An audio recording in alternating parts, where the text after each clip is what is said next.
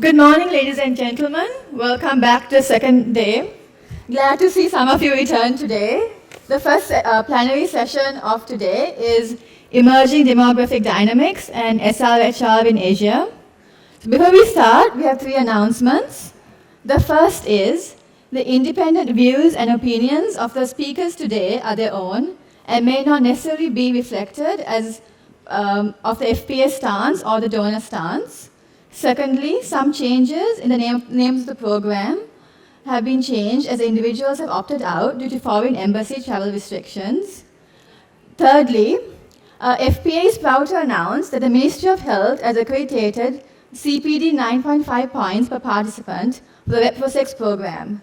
The QR codes are available in the parallel mini symposium sessions for you to register. So starting off, the session hosted by Population Association of Sri Lanka plays a role in understanding the shifting demographic landscape and its implications for SRHR. By conducting research, advocating for policies, building capacity, and raising public awareness, the Population Association of Sri Lanka contributes to the promotion of sexual and reproductive health and rights in Sri Lanka.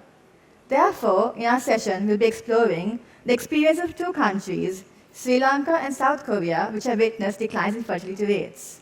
The impact of economic factors have influenced fertility rates and SRHR, how youth behavior has affected sexual health, and examining the effectiveness of government policies in addressing the demographic challenges in promoting SRHR. To guide this insightful discussion, we're honored to introduce a esteemed moderator, Dr. Janaki Vidana Patirana. Dr. Janaki is a public health consultant and director of planning at the Ministry of Health, Sri Lanka. She holds an MBBS from the University of Wuhan, a master's and doctorate in community medicine from the University of Colombo, and has completed postdoctoral training at Monash University, Australia. With extensive experience in public health, she has held leadership roles at the National STD, AIDS Control Program, the National Cancer Control Program, and policy development in the Ministry of Health. Dr. Janaki has contributed significantly to national policies, strategic plans, and training modules in SRH, and is Sri Lanka's first Cochrane reviewer. She has published widely in SRH and cancer fields, and has trained and supervised postgraduate students at the University of Colombo. Please join me in welcoming our moderator, Dr. Janaki Vidana Patirana.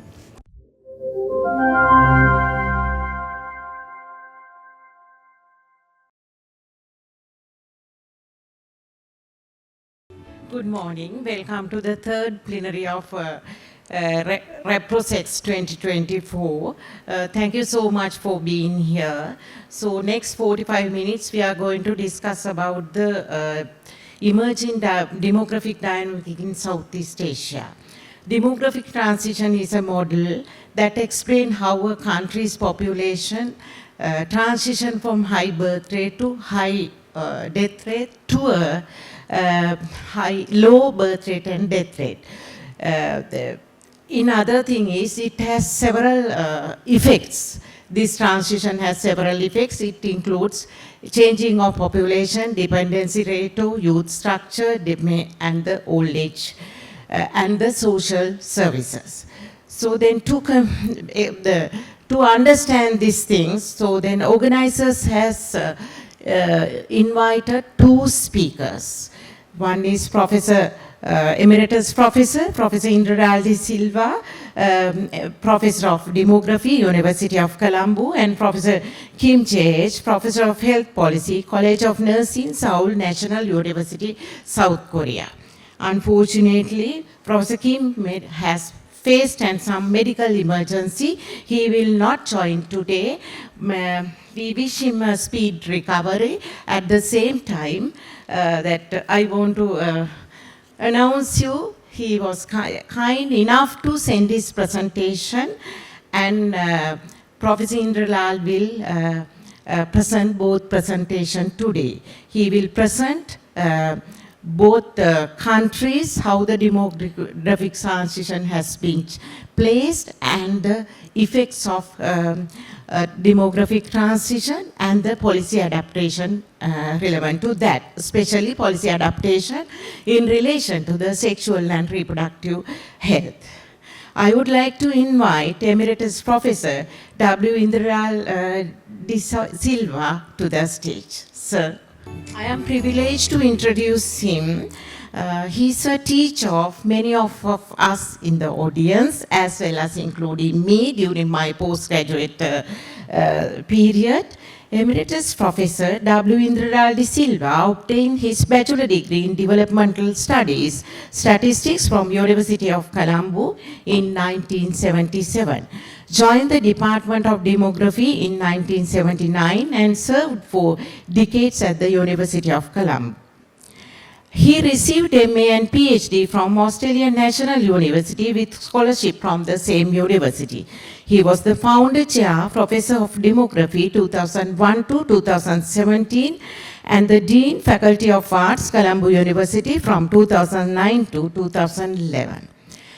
He served as the head of Department Demography for 6 years in the University of Colombo and also he was a senior research fellow at the University of Colombo from 2015 to 2018.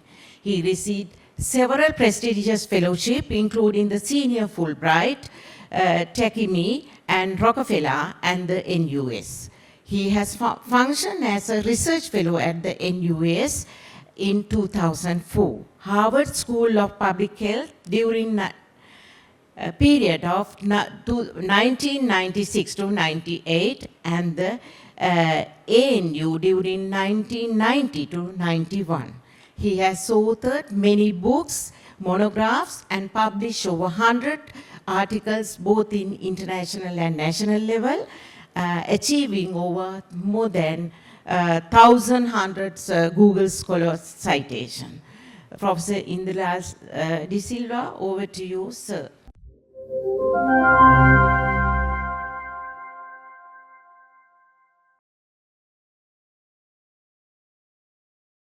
Good morning to all of you.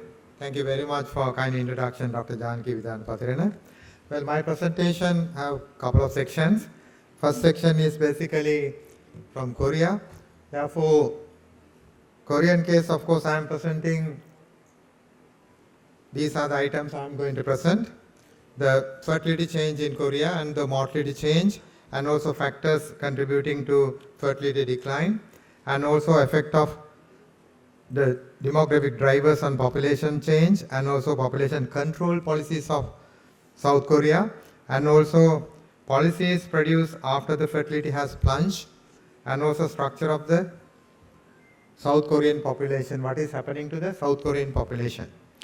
Well, if you look at this particular graph, it is very clear. You can notice that I am first taking the blue line. The Korean fertility was quite high in 1960s. 1962, of course, 1960 it was more than 6 children per woman for Korea. And then it has declined to 0.72 by 2022 or 2023, 22 and 23 more or less same. What is most important is the other line, the orange line. You can notice that 1962, South Korean life expectancy was only 55 years combined.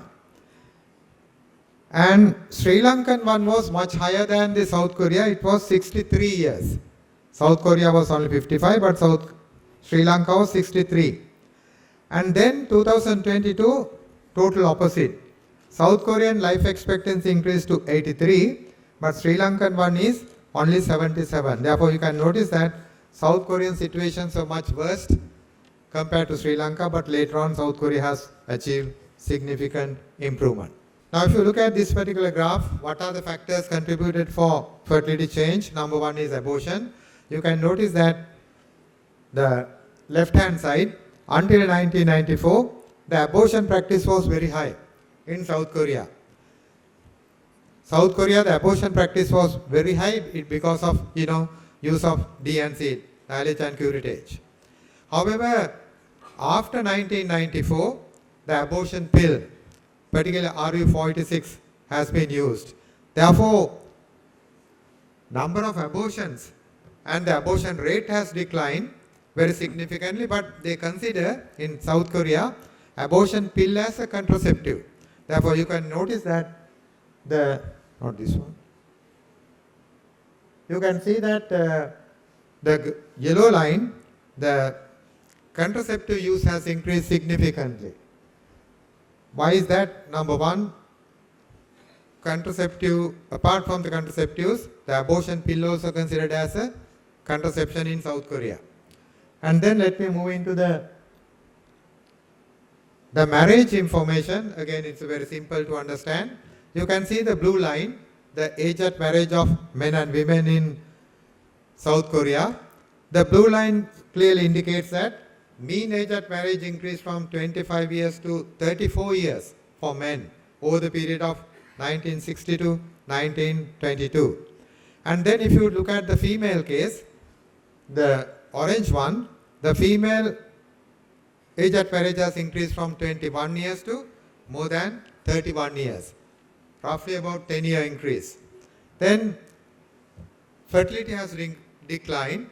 The number 3 reasons are basically abortion and then age at marriage and also contraception. And if you look at the Korean population, you can notice that Korean population peaked somewhere around 2020. That was 51.8 million. After that, Korean data clearly indicates that Korean population is slowly declining. Korean population is slowly declining. Therefore, it is very important for you to understand that why the Korean population is declining, but that decline started very recently, right? And you can notice that in the graph, the orange line, the population growth rate is now negative. Let me move into the next slide. Therefore, if you can see that in Korea, the direction of population policy was determined according to the changes in population growth. Every time in South Korea, they consider the population changes and then bring the appropriate policies in order to have whatever the direction they want to get from the population changes. From 1950 to 2023, policies to control population growth was implemented in Korea. That means until up to 2004, Korea has implemented various policies to curtail or reduce the fertility. But however, after 2004, they have changed significantly. You can notice from 2004, in the top line, the state intervened to raise fertility. And also you can notice from the 2006, they have a policy they call first basic plan to raise the fertility. And then they have another plan from 2011 to 2025, again to raise the fertility. And also under the 4 sections, creating an environment for childbearing and child rearing. But you can see what is I mentioned in the bottom of right hand side. They have implemented new ministry. They have set up new ministry to tackle the population issues. Now quickly moving into the significant factors inhibiting fertility. You know, what are the factors contributing for very low fertility in Korea? Housing cost, and also child care cost, and also after school education, and also difficulties in work-life balance, and also insufficient telecommuting. That means basically virtual employment. They don't have that much of virtual employment platforms. And present population policies to boost fertility. You know, they have motivating young people to have children, and also financial incentives, offering paternity leave, and also provision of child care, introduction of new insurance. But the point is, the bottom right hand side, you can see that 2004 to 2024, more than 20 years, they were trying to upturn the fertility, boost the fertility, but still unable to. Still, fertility is coming down. The lowest low fertility has observed in China as well as Korea, and also some other countries in East Asia.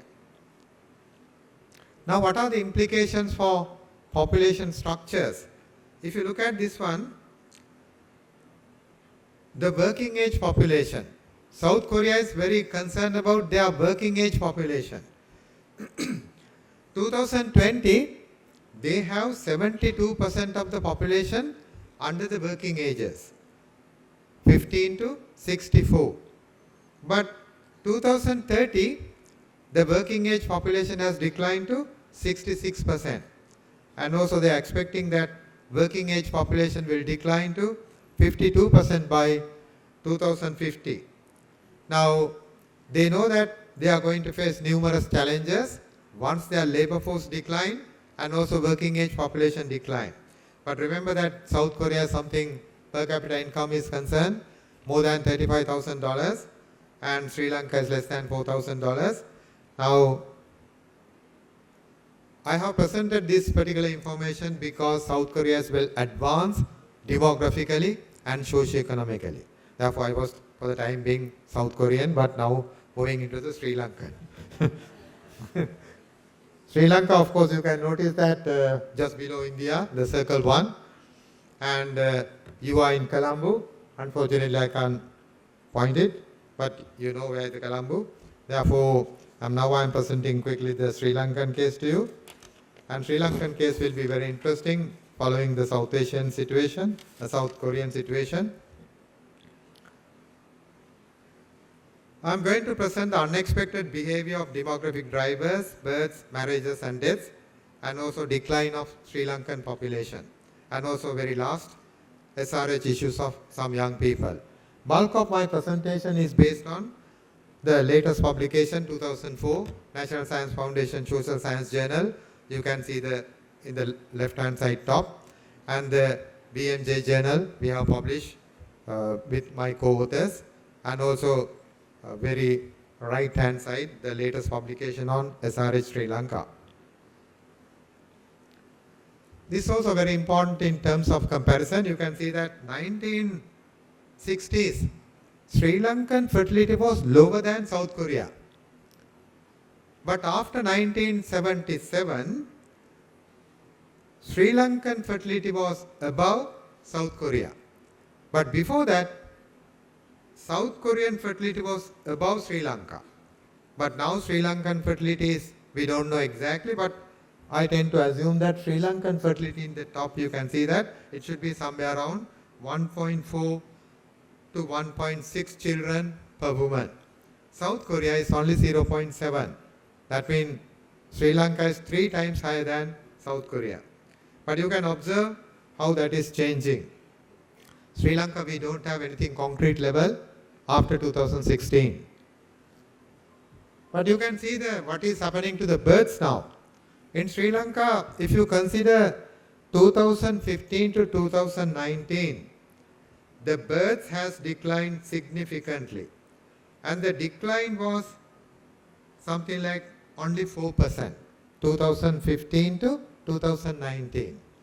But interestingly, 2019 to 23, the decline was over 22%, right? And more than 70,000 drops we observe in terms of total number of live births. Therefore, you may worry that what could be the reason for that. It is possible, some will argue that it is a positive achievement, but some may argue it is a negative achievement, depending on how you argue. Contraception and also induced abortion, particularly medical abortion, and also drop of marriages and the rise of divorces. This is also very important in Sri Lanka. If you go to the Minister of Justice, Sri Lankan lawyers submitting divorce applications to the local courts, 300 applications per day divorce is concerned. Therefore, it's a significant number if you multiply it by the number of days. And also COVID-19, second one is sizable proportion of young people, they do not want to get married. You know, we have observed this one from most of the education centers and also other working places, sizable number of young people, they don't. And impact of COVID-19 and the economic recession. The point is that decline of real wages. because of the decline of real wages, those who have one child, they don't want to go for the second child. The value of children has declined significantly. And children are too costly. And of course, there are many other reasons. Migration, another very important component for reducing fertility. Young couples migrate, therefore you can understand. Unmarried youth migrate. Particularly large number of unmarried males migrate, therefore there are females to get married, but there's a shortage of suitable male partners. And also students also migrate, large numbers annually. And also you can notice that there are some people, they are having intention to migrate. Barrier, they want to have children. And then subfertility. And also there may be reasons to some extent, COVID vaccine, COVID virus, and also economic recession, climate change, global warming. There are multiple effects, of course.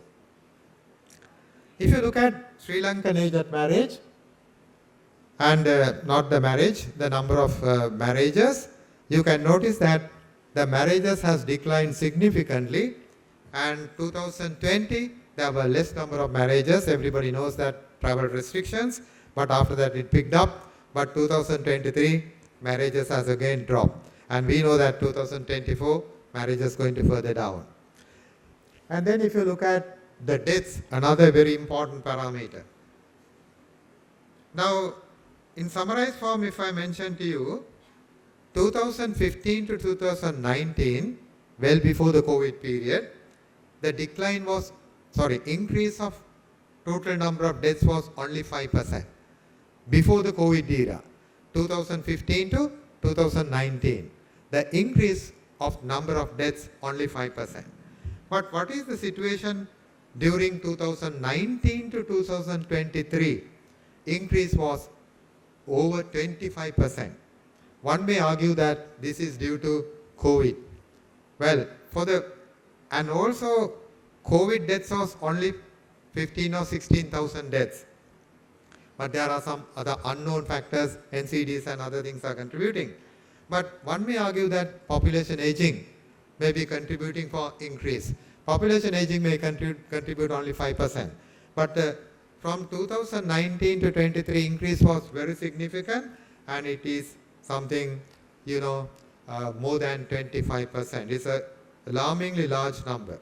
Now, next slide indicates that the significant drop in births, net negative international migration, large numbers are going, less number coming, and rising deaths, and also all will suppress the growth of Sri Lankan population. And you can observe that, highlighting that phenomena, I'm only explaining the bars. You can see the Sri Lankan population by 2022, the blue bar. That was only 22.18, 2022, we say 22.2. But after that, we know that Sri Lankan population is declining. We never thought that Sri Lankan population will decline. All my population projections, I indicated Sri Lankan population will grow 25 million, 26 million, all are wrong, to tell you frankly. Right? It is declining. Right? It is something we never thought as demographers. Same thing will come to the India also. Indian demographers say Indian population will grow very rapidly until up 2016, but it will not happen. Because of these new trends. India also, I know that large number of young people, they don't want to get married. There's a new trends are coming in the South Asia also. Let me move into another interesting part very quickly, that this is about the sexual and reproductive health. If you read the youth are the future, youth are the future, and youth bulge is observed in Sri Lanka, Bangladesh, India. We know that what was the problem in Bangladesh. Sri Lanka also have youth bulge and the insurrections. And third bullet, exposure of youth to vulnerable SRH situations would jeopardize their well-being and the development of the country. I am going to present very briefly something about the love affairs. Of course, our keynote speaker also presented about love affairs, briefly sexual behavior and sex partners. And if you look at only, I am explaining only brief note. You can see the very right hand corner. We asked from our young people, 15 to 19, very young people, more than nearly 44% of the females have 2 or more love affairs, ever had. 2 or more love affairs mean 3 or 4 maybe happen. Later on, number may increase once they growing. And also those who have no love affairs, very small. Among the males, also very high number of love affairs. What is this indicates that definitely there is a multiple love affairs also occurring. And also if you look at the rise of love affairs, I take the males first. The blue one indicates 1998. Among the youth, unmarried youth, there was 39% of the unmarried youth has love affairs.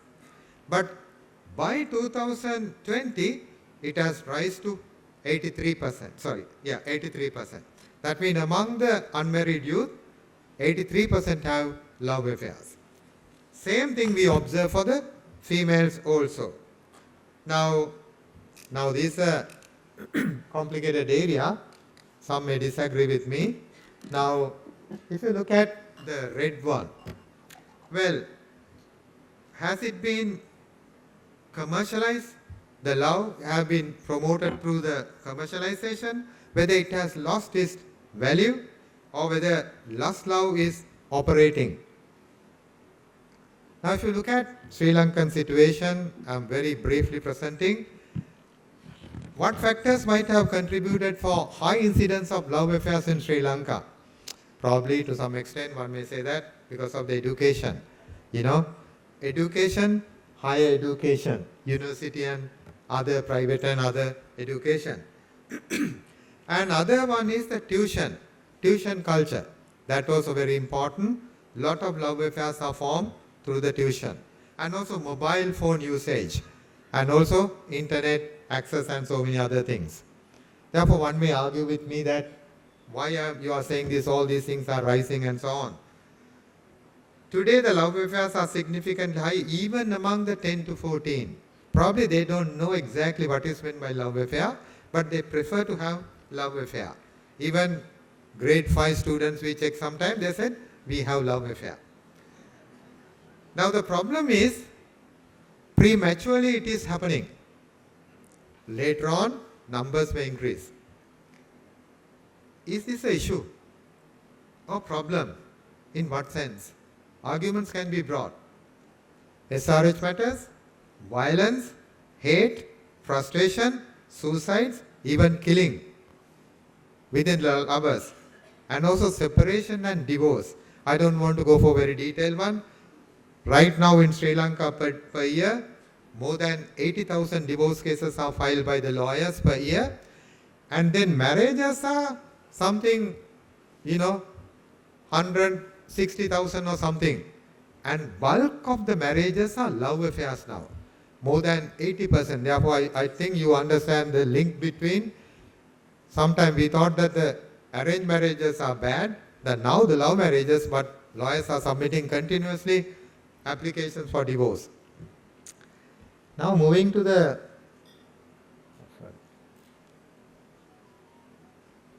now if you take the last bullet, love affairs has been there since the origin of mankind. Therefore one may say that why you are saying these things, it was there from the mankind. Yes, true. Aesthetic field, if you take, gain delight and the wisdom. Love is the most pronounced phenomenon presented through songs, films and so on. If you look at this one, Taj Mahal, our Indian friends are here. Therefore they know that the monument of love and Shahjahan and the Mumtaz story.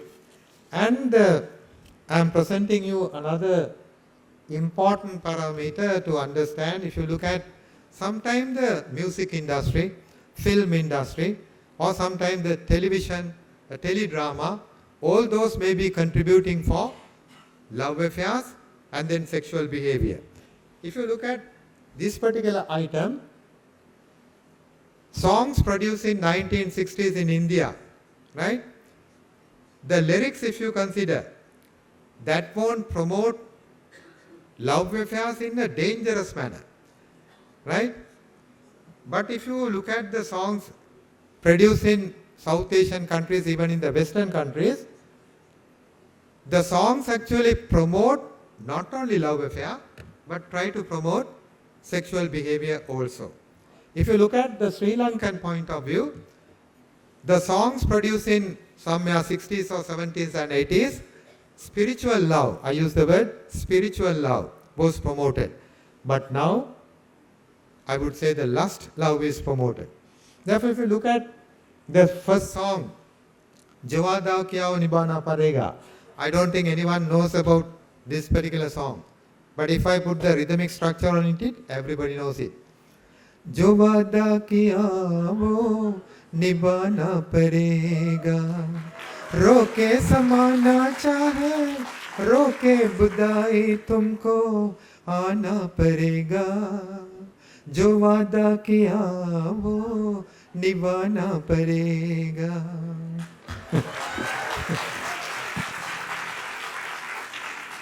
But I don't want to say sari ke fall sa kabhi beche kiya. If you look at the single song, promote the spiritual love. Sehil sulang ralle obe සුවඳ මුසුවේ ආදරේ මද සිනිඳු පහස ලැබ හදවත දලු සෙලවේ සිහිල් සුළං රැල්ලේ ඔබේ සුවඳ මුසුවේ. I think I have to collect some money from the audience. Right? Finally, I am moving into the last slide that not only love affairs, if you look at this particular slide, sexual behavior, sexual intercourse. Among the 15 to 19 unmarried boys, 22% of the unmarried 15 to 19, they have already experienced sexual intercourse. Among the 20 to 24 males, it is more than 29. Among the females also, numbers are rising. One may say that, so what is the problem? Of course, there is a problem. They have sexual intercourse with their lovers, no doubt about it. But look at this one. Third corner. Not only with lover, but also with the sex partners, sex industry, female sex workers. Therefore, I don't think I should explain too much to you.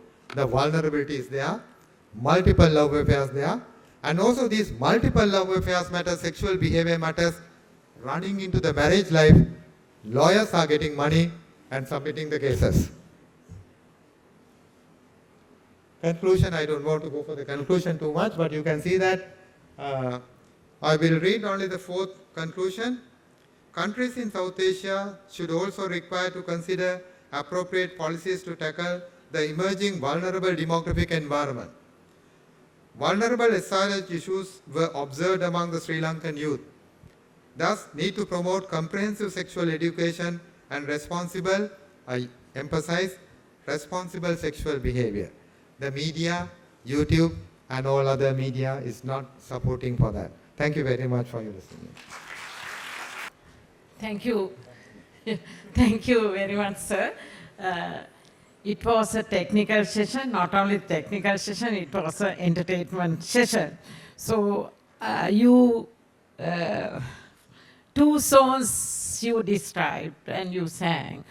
So I was expecting last song, Dayaske Nangi, you will sing. You didn't do that. Right. So actually, Professor Indrilal compared two countries and identified root causes in each country. We can understand it is how complex of these challenges. It has a lot of things different from country to country. Now, I will open for 2 to 3 questions from these sessions. Over to you. Thank you. So I'm Achini from Family Planning Association. So my question is mostly related to the South Korea case. So if we take South Korea, it is a country where sexual and gender-based violence is quite high, as well as the gender discrimination.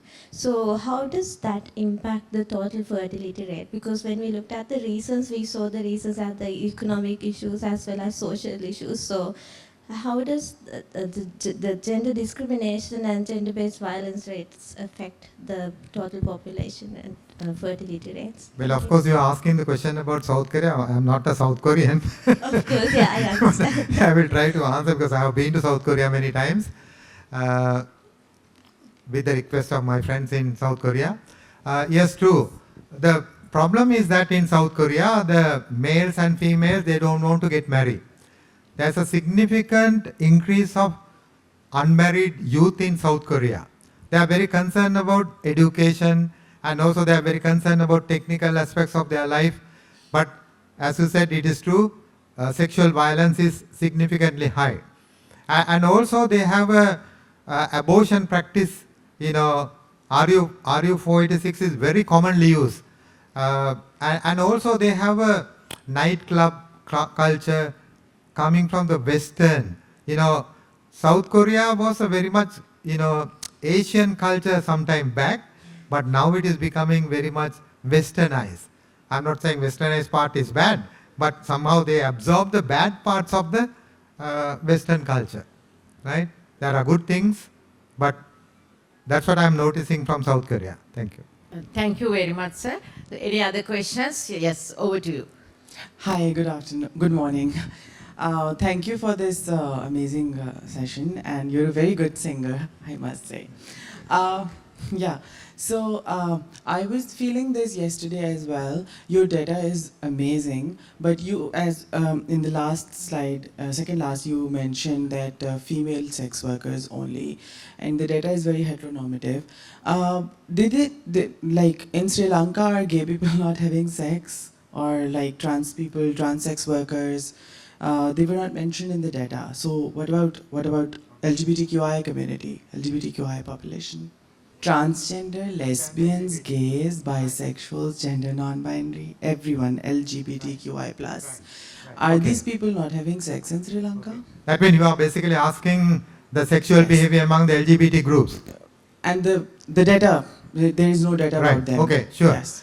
LGBT groups, of course, we have not a very large number, we have a sizable number, and we have done some studies about them. LGBT groups, of course, you know, there are some groups, they are having sex among themselves. And also, sometimes we notice that they have some sort of fight to, you know, take one particular partner, say for example, now homosexual or transgender, two persons. Now one person is becoming a boy, another person is still girl, but there's a transition take place. But they have, within that community also they have sexual behavior, but as far as our research is concerned, from the outside, they don't have that much of sexual contacts with the outside of their community. Sexual activities are happening much within that community. That was somewhat our observation, but that was not a bigger study, it's a small study. Yeah, but sir, as you mentioned that many married people are also having love affairs. Right. Their love affairs. If next time Right. you'll just ask them anonymously, they must have trans girlfriends and trans sex partners and gay Right. sex partners. Okay, right. It is happening everywhere. Right, trans-sex Yes. human. Yes. That's true, sure. Thank you so much. Any other questions? Yeah, Dr. Akandawala. Thank you very much for the information shared. Actually linking to that question asked by our colleague, and here of course now we'll have to consider about the other means of sexual behaviors, like we have a big number of different sexual identities, so LGBTQI groups, and they say about 10% of the population, and we have a big group of bisexuals, and whether there is any relationship between these groups and the high divorce rates and all kind of things. So we hear different stories from different people, from the community. And plus, of course, now the groups like MSM group is I think it's a bulging now. We are identifying more and more people in that, and there are sexual behaviors, maybe group sex and chemsex and those kind of things. So there's a way, area to study further. And because it has impact on HIV, number of HIV incident is going up, and maybe other issues like the divorce and various other fights and killings and suicide, those kind of things also may be linked to that. And the thing is, there is a group identified in the schools also. So it is something that we'll have to further study. And next time I suggest to include these groups also, because it has become a public health issue for the country. Thank you, Akandal. In fact, it's true that in our study, of course, we have not touched upon the LGBT groups. Yeah. But I take your suggestion. Yeah. My question was around the case of South Korea. I can see that now they are trying to encourage fertility and all these other methods. I'm kind of curious to see that has that had a pushback on contraceptive or not? Because in some countries, if you have to do population control, policy is very supportive of contraception and sexual reproductive health. Now, when the situation changes, does it affect, like, what is the conversation like? You mean... now that they want to do fertility, are they pushing back on a contraception? No. What they are doing is that they are trying their best to reduce the subfertility category, providing treatments and also providing all kind of social psychological support.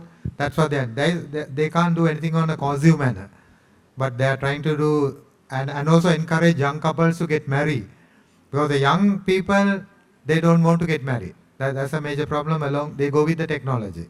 Therefore, they promote the marriage. Those who already married have one child, and they give a lot of financial support. In fact, Korea, $2 billion they are spending annually to promote fertility. Now the Korean says overshooting of family planning. That's what the word they say. Overshooting of family planning. That's why we are having this problem. I don't know, Sri Lankan case we have to consider separately. A lot of ministry people are here. But Sri Lankan fertility also going down very significantly. And you are from India, am I correct? Yeah. Indian fertility also produce same thing very near future. Thank you very much, sir. Any other questions? Only one question we allow. Thank you so much. So just a question from a very civil society rights-based point of view. My question is, how much are these studies and recommendations for policy changes are rights-based? Because we talk about changing policies based on whether the state wants to increase the population or not. And we talk about divorce as a bad thing, and we talk about premarital sex as a bad thing. That how fair is it to draw assumptions like things like love affairs directly relate to suicide, or that marriage, or that the fertility or the population can only increase within the institution of a marriage. So these are some of the questions that popped into my mind. I mean, if there's a rights-based approach to these studies, we may not be necessarily drawing these conclusions. Just want to know your views. I think, as far as I know, most of these things will cover under the comprehensive sexual education. Particularly these things are happening at the school level or before age 20. Therefore, love marriages, vulnerabilities, of course, need to be tackled with the education and also under the health, and also probably media is another important part that where we have not touched upon significantly. Because media has a lot of freedom. If you observe the teledrama, and also I show that music industry, because youth every time listen to that kind of songs, sometimes they think that it is a true thing. But I think she is from the ministry, therefore she may be knowing how the policies are considered by the ministry. Right. So my question is, are you saying that love marriages must be discouraged or tackled in that way? No, I'm not saying. I said love marriages were there from or love affairs among school children. It is there. It is a biological need. I'm not saying it's a hormonal reaction. Even animals also have same thing. But why I'm saying is that prematurely happening love affairs is something like, you are getting NCD at the very early and dying very soon. And also very premature love affair mean you are going to face number of problems in subsequent your life, even within the marriage. I believe you understand what I am saying. That's why we are studying the divorce. But is divorce necessarily a bad thing? So I'm a lawyer, I deal with divorce on a daily basis. Is that necessarily a bad thing? So I will answer your questions. One last question, Dr. Sriakanti. Sir, I wish to ask a small question from you. Now, being a predominantly Buddhist country, we always promote compassion and love among people. So, in your last few slides in your presentation, I saw love affairs. So, can you please kindly tell what is the definition of that love affairs? Love affair? Yeah. Oh my God. Thank you. Well, if you go to the theories, there's a Sternberg theory on love.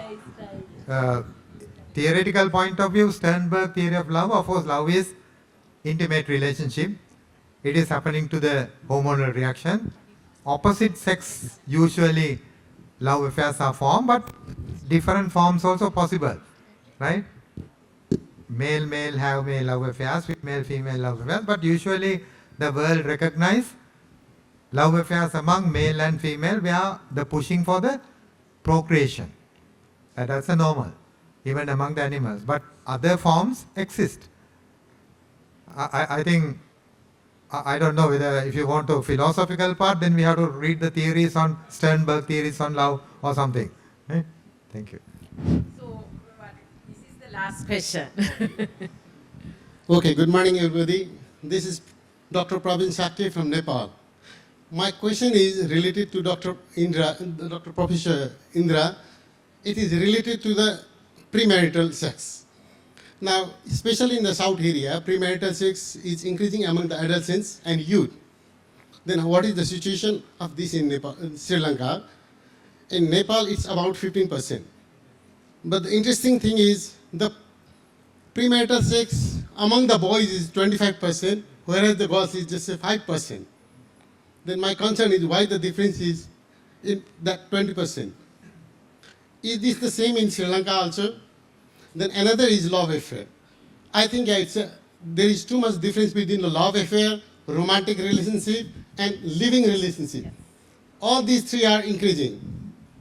Love, whether it's you mean to say love affair, or it's a romantic relationship, or it's a something other fiancé relationship, because I didn't know about, in Nepal also we commonly say love affair. But even among the love affair, it's a romantic relationship, fiancé relationship, and living together. Then another is the policy and reform. When you have a premarital sex, and definitely there will be a probability of having children, what will be the legal status of the premarital bond? Do you have any legal challenges and social challenges regarding this? Thank you. I think there are so many items you have asked, but to tell you frankly, in our study, basically we collect information from the participants. Respondents need to fill the questionnaire by themselves. Whatever the love affair, sexual behavior they have to report in the questionnaire, self-completion type of survey, more than 1,200 cases. Of course, we ask them to explain what kind of love affair currently you are having, and also then we look at the places they visited, dating behavior, and also their sexual behavior. I have explained only the extreme penetrative type of sexual behavior, but touching, kissing, looking at all those things are there, but we never analyze those things in detail. But as you said, the problem is that the lovers, particularly the boys, they have sexual behavior with some other even unknown people, the boys, and also female sex workers. And HIV is concerned. I know the HIV numbers are rising very significantly in Sri Lanka. All these things are interrelated. But I know Nepal, but unfortunately I can't answer your question in detail. Thank you.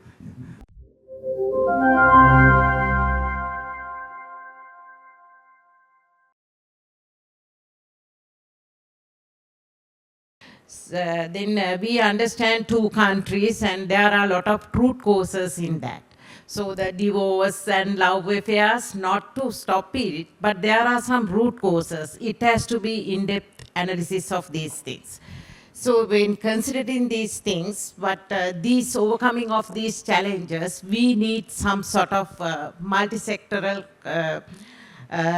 stakeholder meeting, and we have to analyze in-depth analysis we have to carry it out. So, and also we understand there are some policies adopted in South Korea, it failed.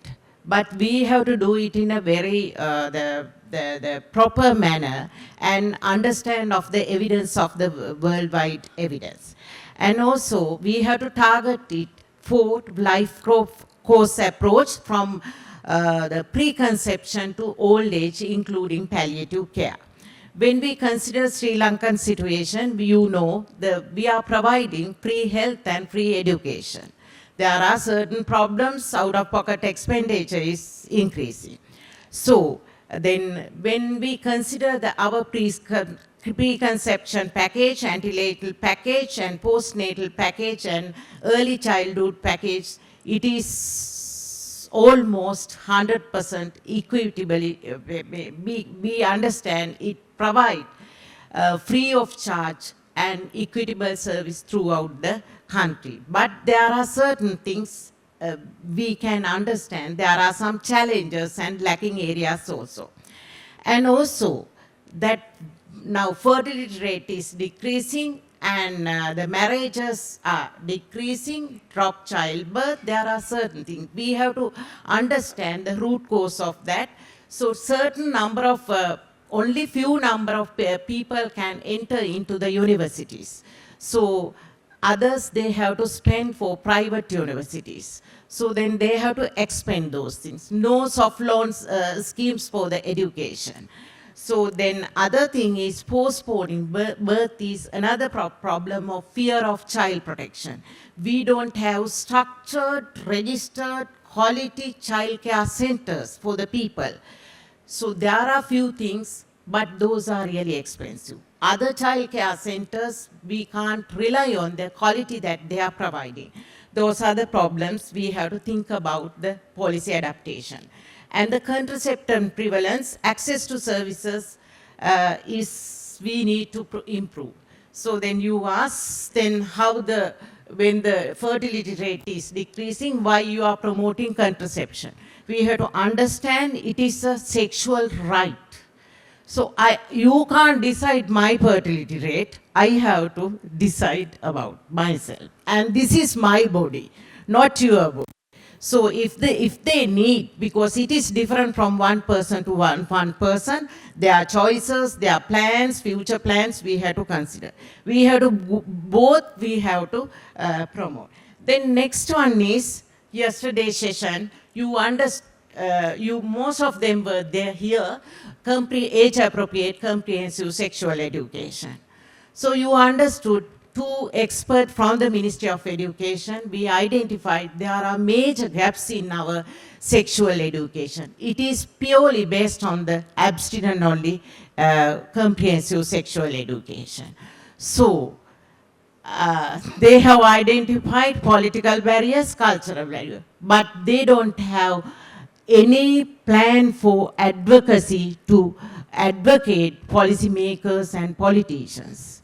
So I kindly request Sri Lankan Ministry of Health, other people, and UN developmental partners and NGOs and the community to voice about that. Now the time is they are doing the education reform, but we have to include. If we didn't act on this moment, another 5 years we have to wait. So at the same time, I want to highlight you few of the interventions carried out piecemeal manner. You listen to the Ministry of Health, Health Promotion Bureau, and the Grassroots Trust, and many other NGOs they are doing, and including the Women and Child Ministry. But all those things, including the development partners, especially in UNEP, all these people are doing ad hoc manner programs. During the Ministry of Service, Ministry of Health, my service, 30 years, every day we are doing ad hoc manner programs. All are talking about the comprehensive sexual education except the Ministry of Health. So it is our duty to advocate them to push for it from at this education reform. Then next one is, so at the same time, we have to develop different things, especially for the university, the students. We understand there are a lot of problems on SRH they are facing at the moment. We have to use, because they are really educated crowd, we have to use different artificial intelligence methods for promotion of sexual and reproductive health. Then coming into the LGBT community, among them, I think next session they will explain how the Ministry of Health is doing the very innovative programs. I am not talking about at the moment, but I want to highlight there are 2 punitive laws in the country. So it has the same-sex relationship is prohibited, and the vagrants ordinance that will misinterpret by the legal officers. We have to achieve SDG goals by 2030. So we are talking only about the goal 3 health goals. How about the indicator that's been highlighted in the 10.3? So it really mentioned the punitive laws which affect the human rights. You have to repeal those laws. We have to repeal these 2 laws by 2030. So if you go to the SDG dashboard, at least they have not bothered to include the progress of these 10.3 indicators. That is purely responsibility has to be taken by the Justice Ministry. So we need again developmental partners as well as the NGOs, CBOs to voice it. Then again, coming back to the menstrual hygiene as well as the menopausal, the prevention of the complication of menopausal women health complications. So then we don't have there are separate society, and we don't have a government running by structured program. We have to get together and we have to develop, and it should be, we have to provide equitable services. Then coming back to the elderly population, so then you know that female life expectancy is higher than the male life expectancy. So there are a lot of females, gender-based violence as well as the sexual violence, even among the elderly women. So we don't have structured program. There are a lot of people, including the private sector, here and there, piecemeal programs are there. Welfare programs also there, but it is not a really structured manner. We have to think about those things. So there are many more things. Finally, again, I want to tell you, so then regarding the love affairs and the divorce rate, just not looking at the broad term, we should do a root analysis and get together, and we can do a better program. I think we need to do a thing. South Korea, they have a separate department for that, but we don't have a separate department. First, ministry. Yes, so we don't have a separate ministry. What we have to do before developing a separate ministry, and we need to get together and identify the causes, and what we have to identify the stakeholders. We have to do a stakeholder analysis. So then, at least for example, I will tell you that this school curriculum committee, only the Ministry of Health, universities, and the education sector is there. No, they are not bothered to invite the civil societies and NGOs. Those are the real situation. The community, NGOs, and the other ministries have to get together, and we have to push for good policy formulation and strategies. Thank you very much. Thank you for being with us. We will conclude this session. Thank you.